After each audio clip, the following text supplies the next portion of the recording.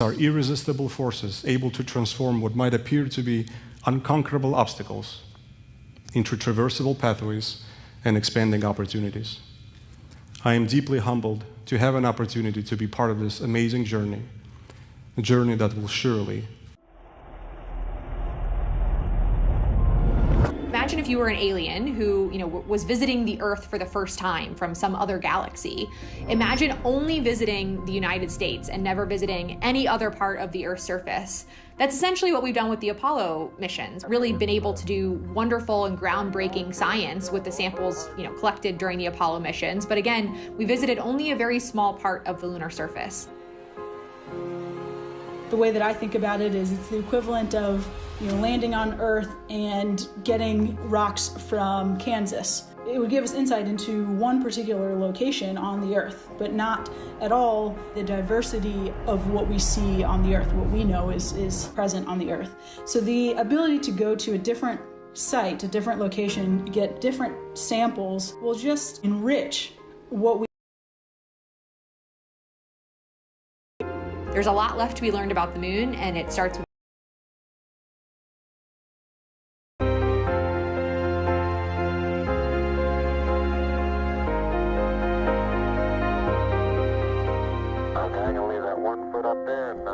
Artemis astronauts will fulfill a different mission in a unique environment. While the Apollo astronauts who visited the moon's surface between 1969 and 1972 landed near the equator, Artemis astronauts will venture to the moon's South Pole region, frigid, rugged, and with unique light and darkness conditions that make it an ideal location for exploration. The South Pole region is also home to the rim of the moon's largest, oldest, and deepest crater, called South Pole Aitken.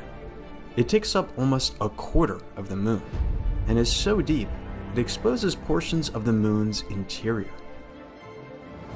Yeah, the South Pole it's fascinating. There are some very unique types of rocks that are at the South Pole that will allow us to understand the entire history, not just of the moon, but potentially of the solar system.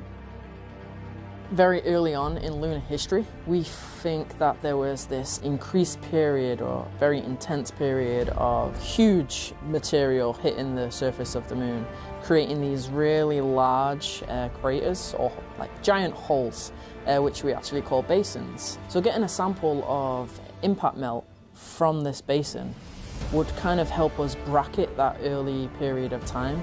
The moon's South Pole region has resources that are vital for long-term exploration. Because the moon is barely tilted relative to the sun hovers over the horizon at the South Pole. Imagine a flashlight turned on, laying on a table. That's how the sun illuminates the South Pole. Light at the South Pole strikes at such a low angle, it brushes only areas of higher elevation, such as crater rims. These locations have sunlight for extended periods of time to harness for power. At the same time, the bottoms of some deep craters are shrouded in constant darkness. Scientists have measured the coldest temperatures in the solar system inside these craters, which have become known as perfect environments for preserving water for eons.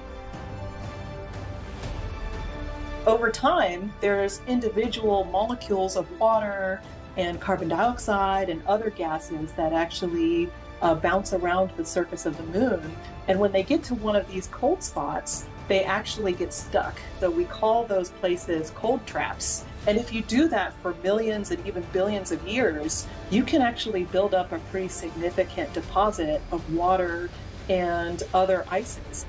From an exploration perspective, if we can understand just how much water there is and where it is and how to get it out of the regolith of the moon, we can turn it into really important things like drinking water for astronauts and even rocket fuel to take them back home. So really understanding these resources and how to use them is one of the objectives of the Artemis program, and it's what makes the South Pole of the moon so exciting. We know the moon in incredible detail, thanks in large part to NASA's Lunar Reconnaissance Orbiter, or LRO. LRO has been circling the moon since 2009. It's the longest-lived spacecraft there. Through tens of thousands of orbits and data from 7 instruments, LRO has mapped the moon's temperature, geology, radiation environment, and is providing insight on how the moon is changing over time. LRO is led by Dr. Noah Petro, a planetary geologist at NASA's Goddard Space Flight Center. LRO is this incredible mission. It was launched in 2009 as the opportunity to go back to the moon, to create this three-dimensional, high-resolution, high-definition atlas of the moon. Where are there safe landing sites for human and robotic explorers? So what LRO is doing is really giving us the tools, the material, the data we need to make those missions successful. For many years, LRO's elliptical orbit was closest to the moon during the spacecraft's pass over the South Pole.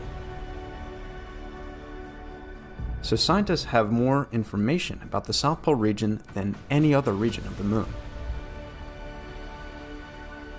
We know that we can do more and build upon the legacy of Apollo, but to do that we needed a higher resolution data set. We wanted to know where the hazards were.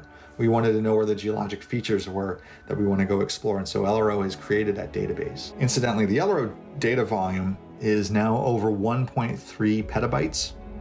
It's the largest volume of data that NASA has ever collected from any planetary body. It's remarkable. And what we've done now in support of Artemis, in support of other NASA missions to the moon, is we've created special maps. We share them with the public, and we share them with the various engineers and scientists who are going to help enact and make Artemis a reality. You know, this is basically a Google Maps of the moon, taken from pictures from the Lunar Reconnaissance Orbiter camera, and you can just zoom in and see a 5-meter boulder on the surface of the moon. That's just crazy. I could spend all day, and I have spent all day, sometimes just browsing around different parts of the moon.